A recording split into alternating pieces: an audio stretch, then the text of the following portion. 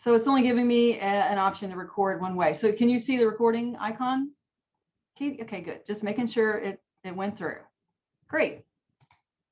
Okay. Well, hello and welcome to the Living Shorelines Tools and Websites breakout group.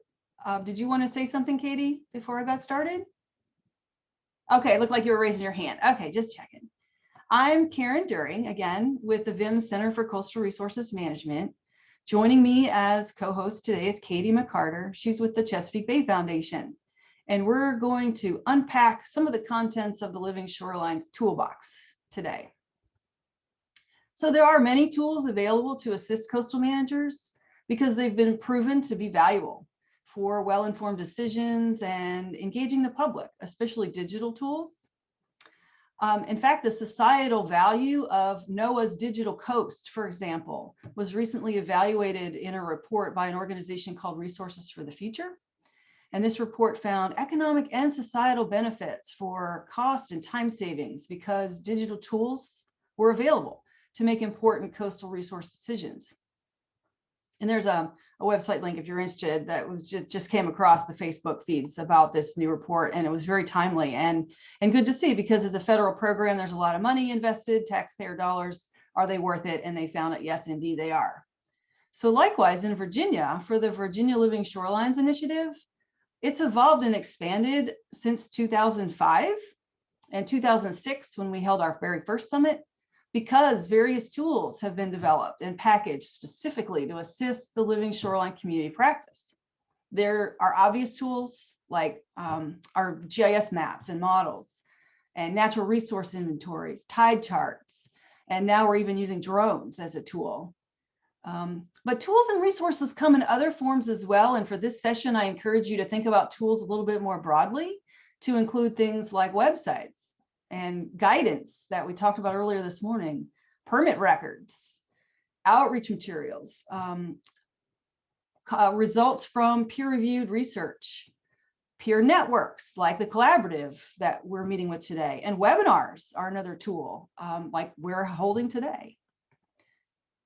Some of the commonly used tools and websites for Virginia Living Shorelines were provided on the list that everyone got last week.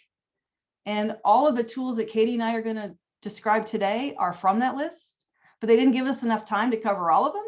So we each had to choose just a few, just to highlight quickly today for you. I'm going to go first, and I'm going to show you some VIM's tools and websites.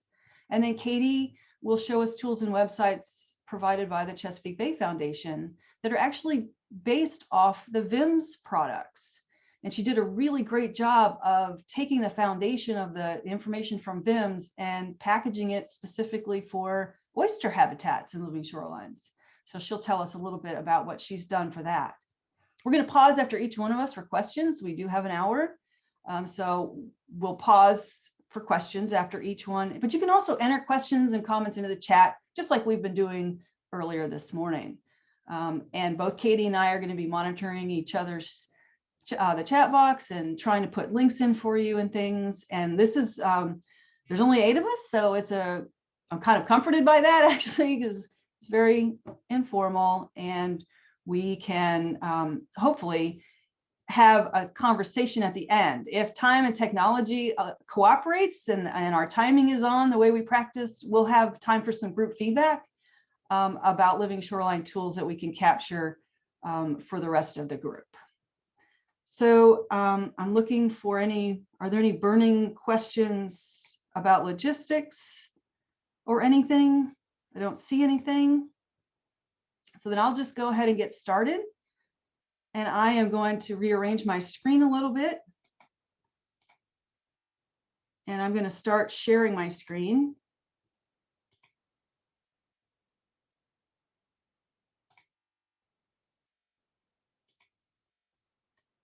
Okay, do you see a website? Okay, good. Let me rearrange all of my controls here. Okay. So VIMS is the Virginia Institute of Marine Science. I believe it was, somebody mentioned earlier, sort of the 3 groups at VIMS that provide shoreline expertise for Virginia. And we've been doing this for many years. And we've translated our shoreline expertise and research into tools and resources for shoreline managers, and we've been doing this for many years. The tool list that you received has links for 2 VIM's general Living Shorelines websites, and the one I'm showing you is the Center for Coastal Resources Management. This is our Living Shorelines website we first created in 2010, and then we updated it in 2017. And it has, can you see my pointer, Katie? No, can you see my pointer? Okay, good. Over here on the banner, you can see there are descriptions of different living shoreline design alternatives. There's plant information about what plants to use and how to use them effectively for living shorelines.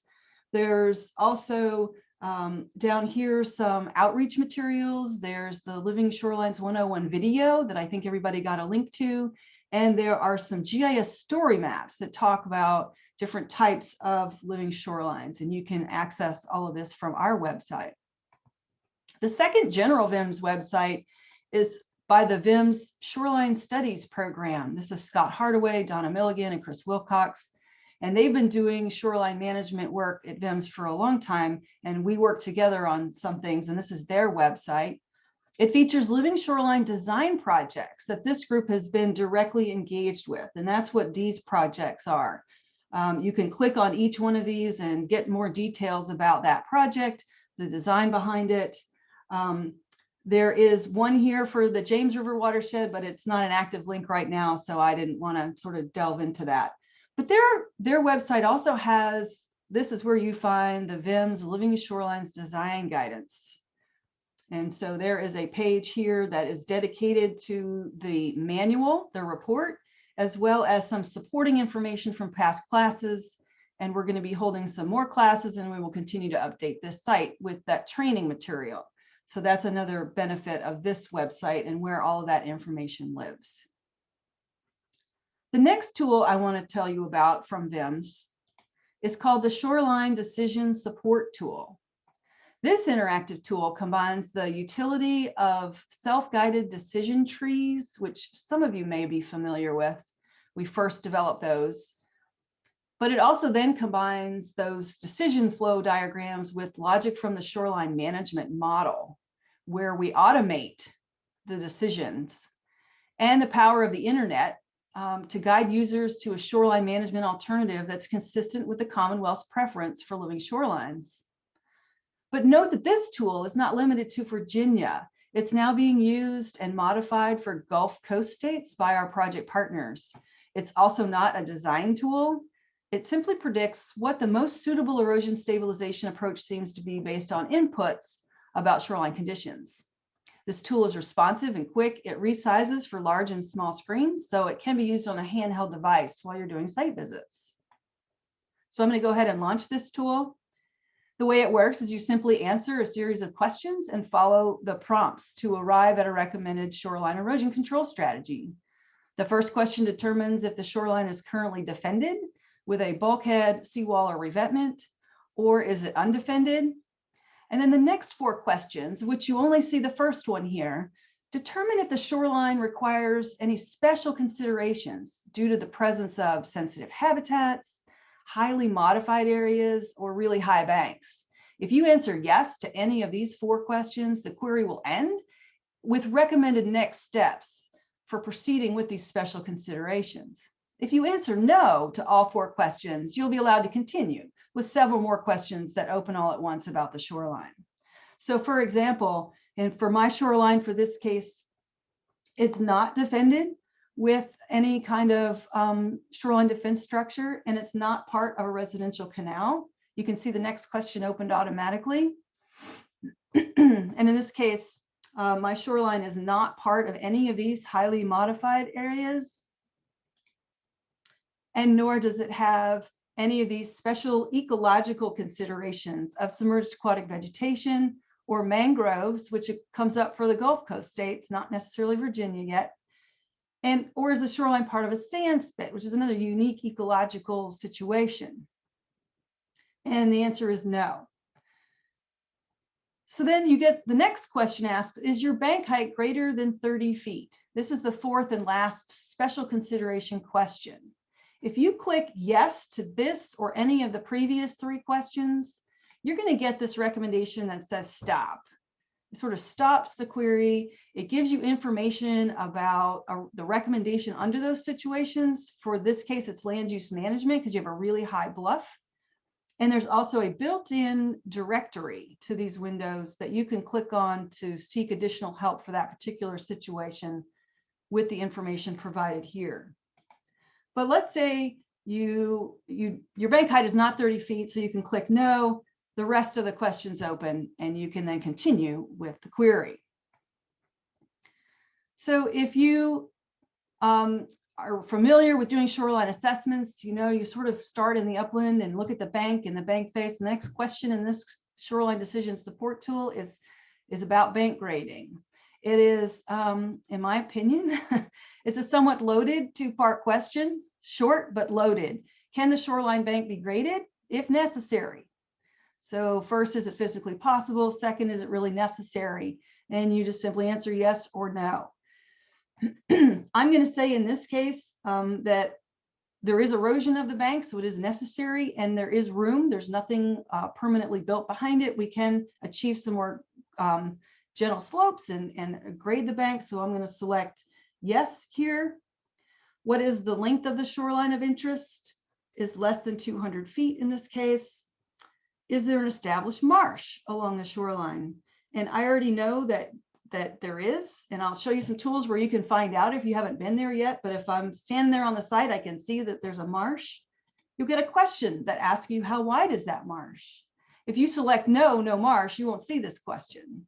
So then in my case, this is a narrow marsh, less than 15 feet. Is there a beach? No, not in this case.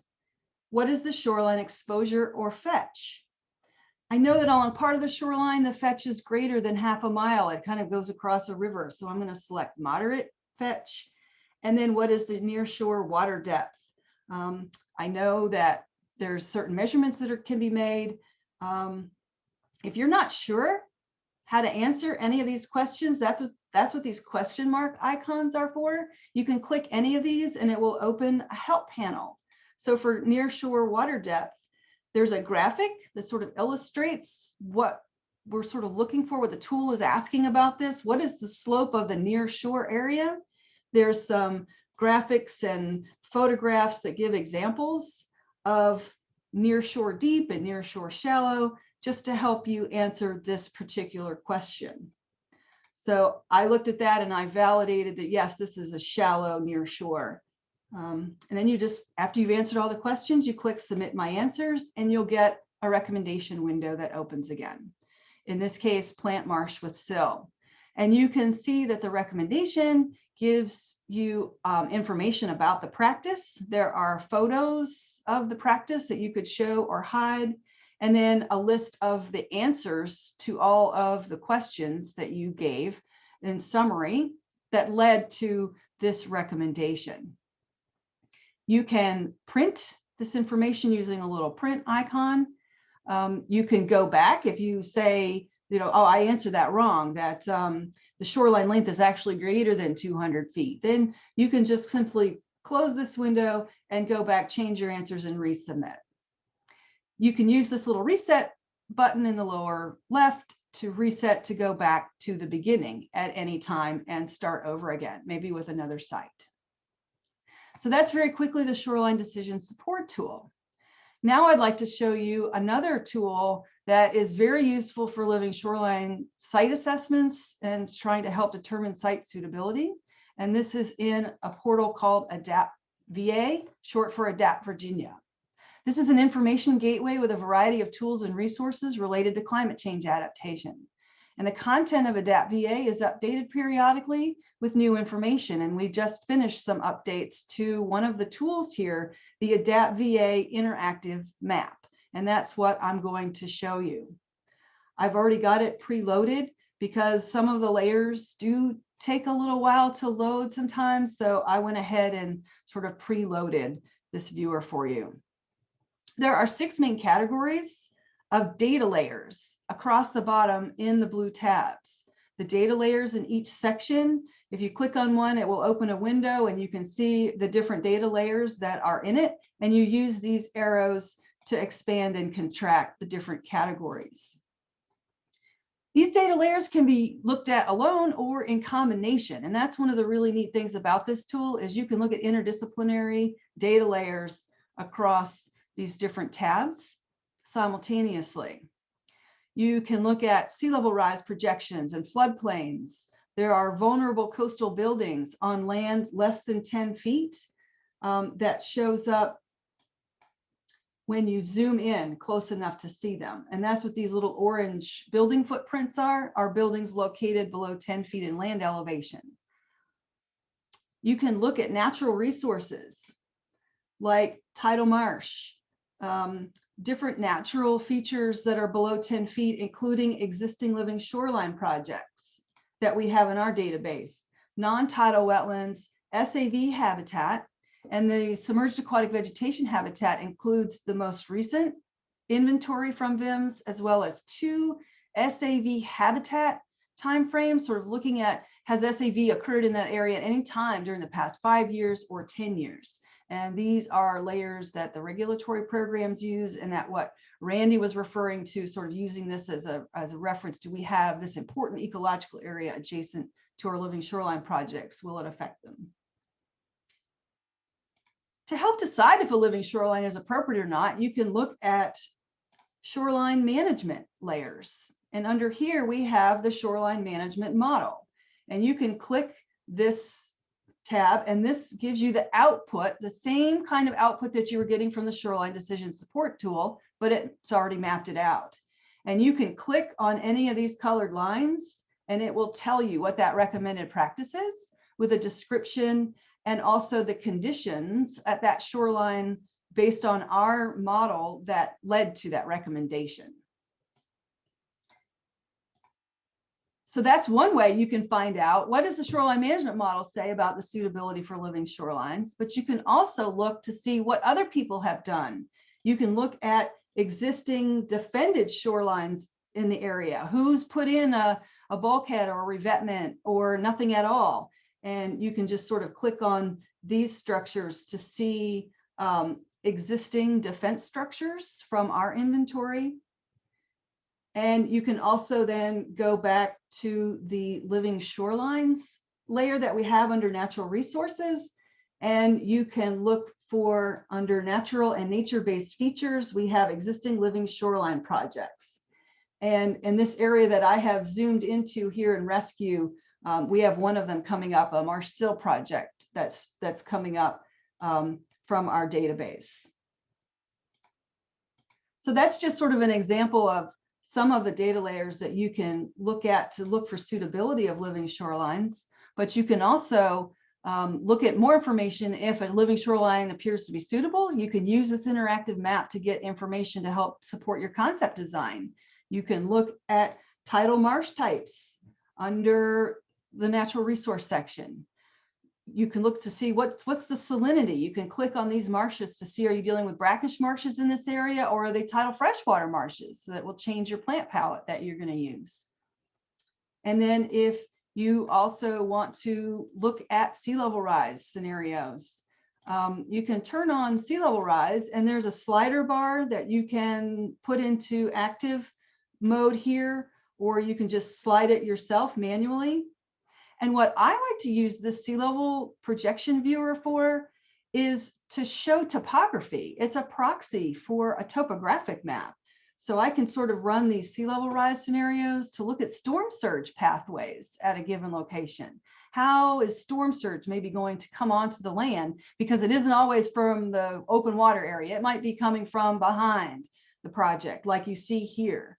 Some of the flooding is going to be coming from the backside versus the front side of the James, depending on elevation. So that's a way you can use the sea level rise information in a couple of different ways, as well as look to the future. And then for targeting these round dots, there are predetermined target areas under protection and restoration opportunities. And these are target areas to create or restore shoreline, natural and nature-based features to benefit coastal buildings.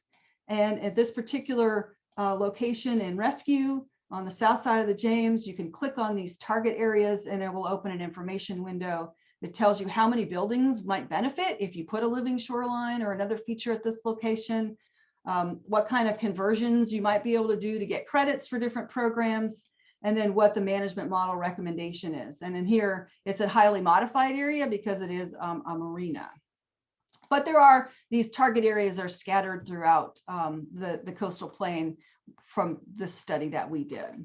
So that's just one idea of how you can use some of those data layers. There are many, many other potential living shorelines, site suitability, and design applications using this map viewer tool. And some of this GIS data can be exported. Some of it's readily available, but we're happy to help you find the applications and the data that you need to use this tool. So quickly moving along, I'd like to show you one more VIMS tool. And this is the Shoreline Evolution Database, or the shoreline change data that Aaron was talking about. This has rates and patterns of shoreline erosion and accretion. This was produced by the VIMS Shoreline Studies Program by Scott Hardaway, Donna Milligan, and Chris Wilcox, their GIS person.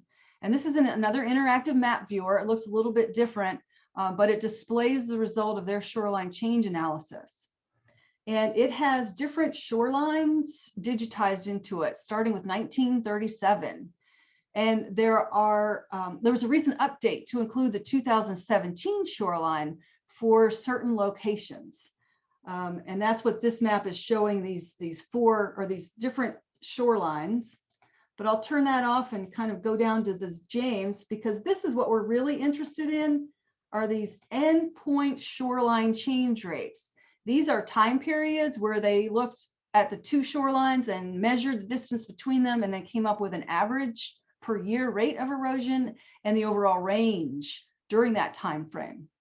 And so if we turn this on from 1937 to 2017, I have it zoomed into the James River. You can see there is data for most of the main tributary of the James and most of the Elizabeth River watershed. And notice how the upper portion of the tidal James is mostly greens and browns, because these colors, if you expand this, you can see the legend, are very low accretion or very low erosion. But there's other parts of the James down here. If we zoom into near the James River Bridge, there's the color codes are dominated by a lot more yellows and pinks and even reds, because these are higher rates of erosion. And if you're interested in sort of looking at this a little bit closer, you can just click on these colored lines and you will get information about the rate that was measured at that location in feet and in meters, the year of the time period of the comparison, and then the range. But you can also look at the shorelines. Go back and turn on these shorelines to see when exactly did these changes occur. Was it a steady retreat? Or as we can see here, there was a noticeable retreat from 1937 to 2009. And then for this part of the shoreline, there really hasn't been that much change since 2009, but here there has. So it just gives you a little bit more information about not only the long-term trend, but when sort of did these trends occur, because anecdotally, we're hearing of changes that are happening over the past 10 years that are much more noticeable. So I think those were the main things I wanted to point out for the VIMS tools. Just to review, for these different living shorelines tools from VIMS, we have general living shorelines websites for design guidance, alternatives, descriptions, and outreach information, and much more. The Shoreline Decision Support tool can help decide if a living shoreline approach is suitable based on on-site observations that you make. And then to supplement these tools, you can use the Adapt VA interactive map, and you can use the VIMS shoreline change data to help you determine if a shoreline has experienced erosion or accretion, what that rate is. Will those numbers help you develop your justification for installing a project? So in a nutshell, I wasn't paying attention to my time. I hope I did okay for time.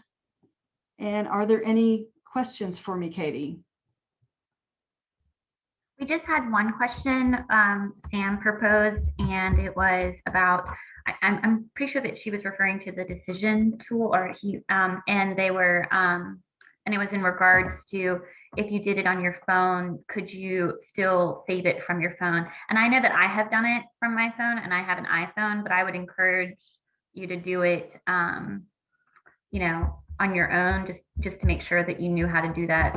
All of the functionality should work. And so the print icon, when you get the final answer, should give you the option to print a PDF. So you can if your phone has the capability to generate PDFs, then you should be able to do that on your phone. Mm-hmm. But that was everything so far. So we're rocking and rolling. Does anybody with this small group, does anybody have a question that they'd like to ask that's not in the chat? Yeah, I was trying to type it. So could you quickly, I couldn't easily find the decision tool, the link. So could you show me where you got to it from the website? Was it under education and resources? So, okay, I got you. There's actually a link. So, yes, right here. There it is. Okay, thank you. Takes you to our site that has all the shoreline best management practices, and there's a section called Shoreline Decision Tools, and the Shoreline Decision Support Tool is shown here. Or you can just use the link that we provided in the handout as well. Okay. Does that help? Thank you.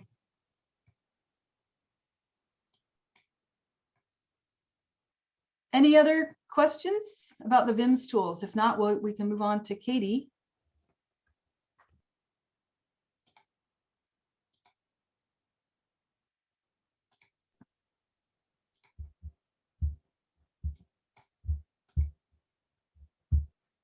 I didn't hear anything, so I'll go ahead and start, if that's okay. Yeah, go ahead. Okay, cool.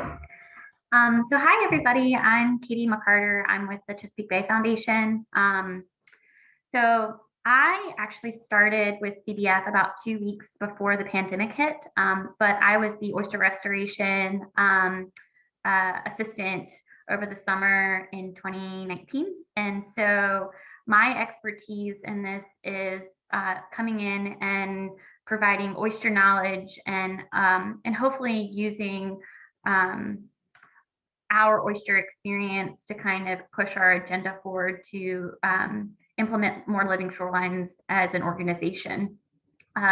So when I was first put on, I was getting my GIS certificate, my graduate certificate, and so then I was using CBS tools to actually do a lot of my classwork, and so creating oyster stuff and stuff like that to help people understand where oysters are best suited and all these other things. And so I wanted to share with you guys today our website and also share with you some of the tools that I created based off of VIMS's research and also various other organizations. So I will do that here in just a second.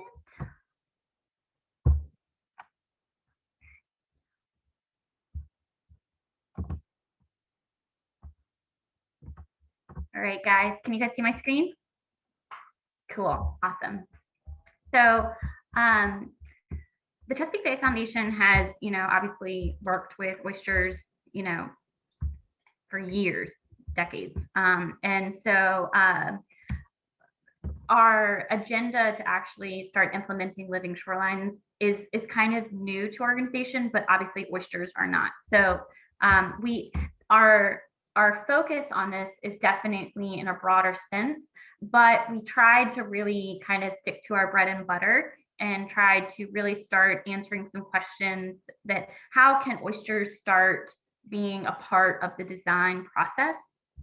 And so I know that the Elizabeth River Project and everything like that has done oyster castles for years, and I know that that's a standard, but could there be other elements that could be introduced to maybe help with let's say that it is a super muddy bottom and an oyster castle will sink down to the bottom and you can't actually implement oysters in this area, but the salinity is okay. So like trying to understand various options that could be available for people was a big part of what we wanted to do. And so, so our website just kind of gives like a very brief overview of living shorelines and the various options that are available. But I wanted to, it also has just like a fan club of VIMS's Adapt VA, like their story maps and stuff like that. So it kind of gives you some easy access links to those various tools that Karen was referring to.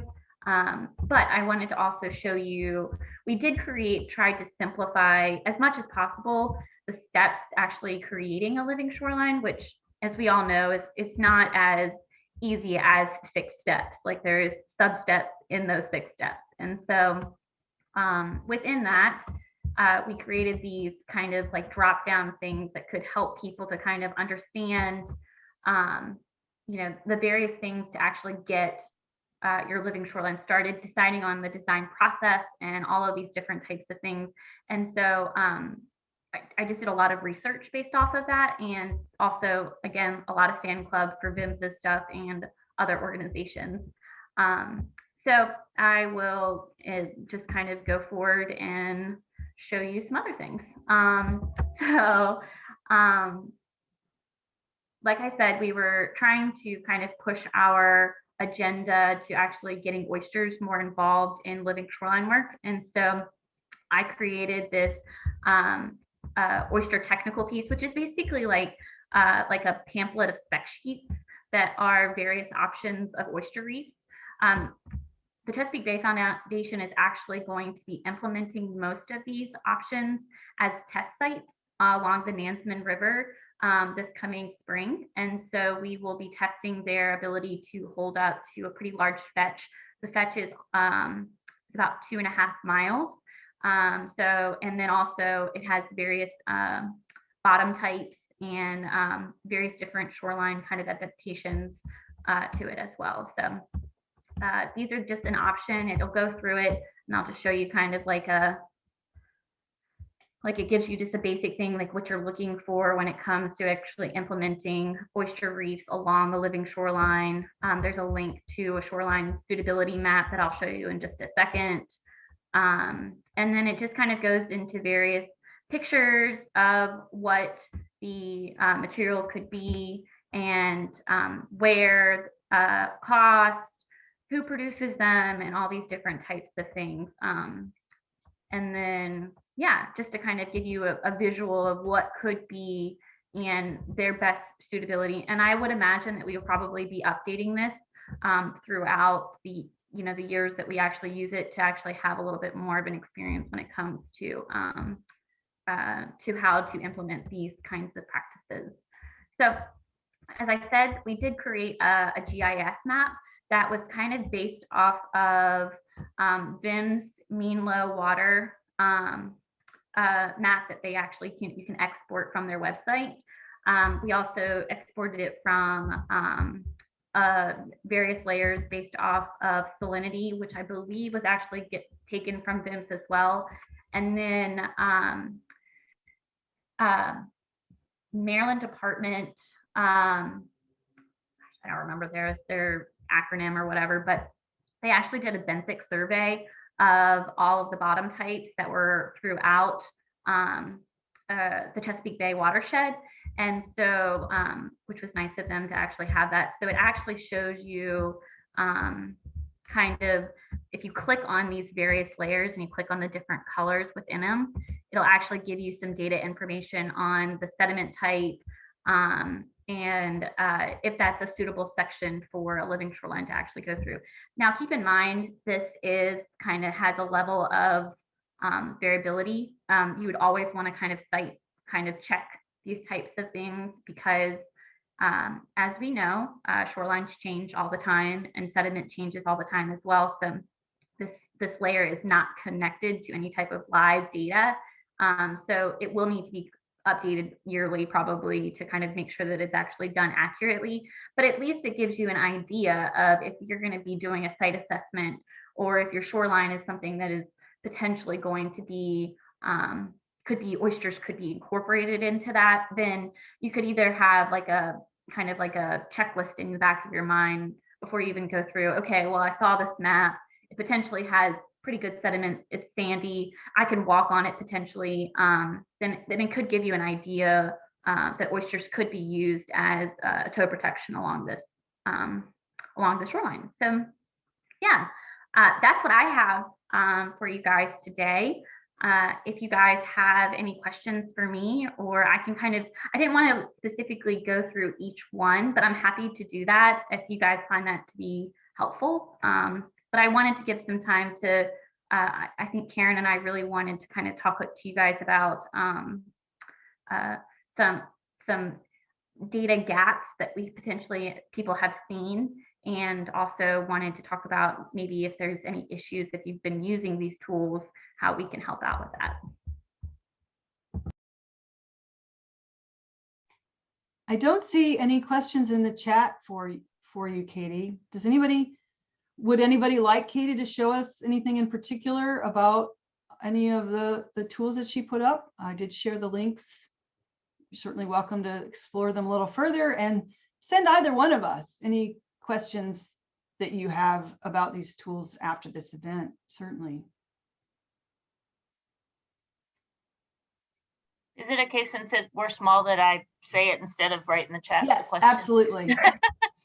Karen, I could have sworn a few years ago that you had a whole series of guidance for actual contractors, living shoreline contractors. How then maybe it was maybe I was thinking of the decision-making tool, maybe I'm mistaken, but I thought that you had a whole like guidebook to help contractors make that leap from, revetments to living shorelines. And I tried a couple of months ago to find it and couldn't. So maybe I was making it up. No. So that is what I was referring to as Virginia's Living Shoreline Design Guidance. That's hosted by Scott Hardaway's website. Okay. I'm going to start Is that in the handout? Yes. I will start sharing my screen again. Or actually, let me not do that. Let me look at the handout. So on the bottom of the first page, VIM's Living Shoreline Design Guidelines. And this might actually take you to the report. It does. So don't use that link.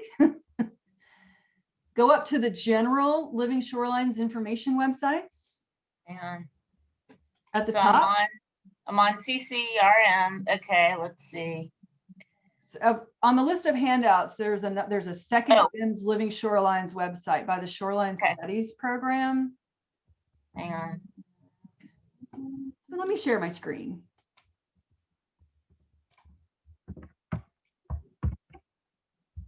Can you see this website? Yep. So this is the VIM's Living Shorelines page for the Shoreline Studies program. And this is where the Living Shorelines Design Guidance is housed. And so they have a page for all of this guidance resources. And what I didn't point out is this manual. This is the Living Shoreline Design Guidelines Manual that was updated in 2017. And we also, the link that's on your handout goes to the library source of that report that you can download. But this is the report that you're referring to. See how fast? Oh, that was very quick. This document here, and this has a lot of technical information about how to evaluate sites, what you need to look for, how to do a cross-shore profile, and then there's some case studies that are included in these design guidelines. This is being updated right now by Scott and his group to address sea level rise resiliency, because there's a lot of questions about, should we be designing for today's water levels, or should we be thinking 20 years out? How do we design these living shoreline projects? So they're going to be adding some more information to this manual. But is that what you were looking for, Rob? That's exactly what I was looking for. Thank you. I'm sorry. And I don't know why I couldn't find it. I lost my screen of who's talking. It was Pam, right? Yeah. Yeah. Thank you. That was exactly what I was looking for. I just I couldn't get to. I just couldn't find it. Yeah, information. There's a lot of it. it's like a fire hose of living shorelines information, and how do we best manage that? So that's one of the things we're open to feedback about. We do have a few minutes left, and this is the time that we were hoping to get some feedback. And with a big group, we were prepared to do something, to help facilitate the conversation, like a whiteboard or something, but there's so few of us. Does everybody mind if we just stay in this gallery view? And what about information overload? What about tool fatigue? There's so many tools. Do you have any feedback about what's useful? What's your favorite tool? What drives you crazy about these tools? Do you have any comments along these lines? It's just the more powerful they are, the more difficult they are for the beginner, but that's, you just got to use them. I have found finding them a bit challenging. I wonder if on your left side that you should say tools. It's hard to get to them. And once you get a new computer, all your fabulous bookmarks that you have laboriously gotten from before, a lot of them disappear. So then you've got to go through that whole process of trying to find them over again. And I don't think it helps that a lot of them are named very similar things. So what's the difference, between this and that? So maybe it's some sort of like an annotated list of tools and what you use them for. I've attempted that. I've tried that. It's just, there's so many of them and it just becomes so cumbersome. But I think that's a really good idea, and something that maybe this collaborative can work on to help facilitate access to the tools, because I've been seeing this with my group for a long time. They don't do any good to anybody if they're just sitting on our website and nobody knows where they are or how to use them. I think a list with links to all the cool tools. I know I attended a webinar about weather, and they had climate change and flooding, etc. And they sent out a list of all the different links. It just kind of really, you're right, we're being hit by a fire hose of information, and sometimes you need to know which one you should be going to. And the worst part is when they don't match. One system says something and another system says another thing. Maybe there should be a star system, like this gets 5 stars, this gets 2 stars, because for every person who says pink, there's someone who's going to say mauve. So that's a very good point that I forgot to mention with my presentation of VIM's tools. So welcome to the world of shoreline management. It's not black and white. And there is no recipe for us to work with. There's no cookbook for living shorelines. And I encourage you to use more than one tool and look at when they give you different answers. There may be reasons for that. It's based on what goes into the tool, what information that tool is based on and is using in the background. And not all of that information is current, complete, readily available. There may be certain circumstances that we don't have GIS data at all for it. So I encourage you to use multiple tools and look at the responses and recommendations you're getting, especially if they contradict each other, and then what to do with that. How do you decide what's the best choice? So there's a lot of trade-offs and balancing act that goes into it. And you'll learn more about that as your program, the Shoreline Evaluation Program, continues to evolve. And you just learn by doing. The more and more cases and experiences that you get, you sort of get a sense of, well, we're not going to try that again, or that really worked last time. I just wanted to mention, So the second and third links on that was a really great handout y'all gave with the good links and tools. But the second one is Living Shorelines by VIMS, the Coastal Resources Management Program. And then the third link is just VIM Shoreline Studies Program, Living Shorelines. And you go to them, and if you didn't go to them side by side, you would think you're on the same website, but it's different, right? But it seems very duplicative. welcome to my world. This is a factor of there are two different groups at VIMS who are both involved with Living Shorelines, and we've both developed these sites to serve our products. A lot of our work in both groups is funded by the Coastal Zone Management Program. And so we're required to make this information publicly available, our reports and our findings and everything. And this is how we have both chosen to do it. I agree. It would be nice if we had one VIMS Living Shorelines website. And I will continue to work on that at my end, because I agree. It is, and you know, people look at, you know, as VIMS, but we do have departments and so we have our own internal structure. But that's a very good point, and I'll make note of it. But I didn't want to leave them out because they have a really good site, and their site has information that our site doesn't, and vice versa. So we really do work well together, I hope. Yours is much better.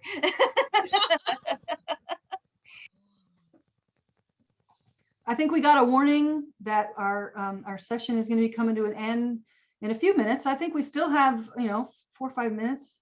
What about Ian or Sam? We have a minute. Any comments or questions? I think everything that was previously said summed up what I was thinking.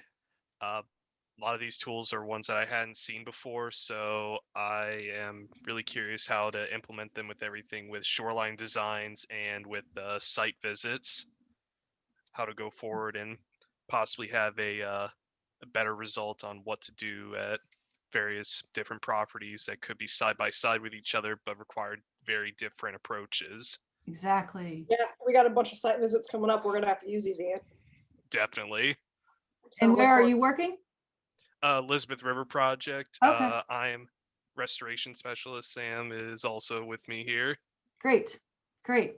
Yes, you have a lot of projects, and I think what's really going to evolve out of this is the I gotcha.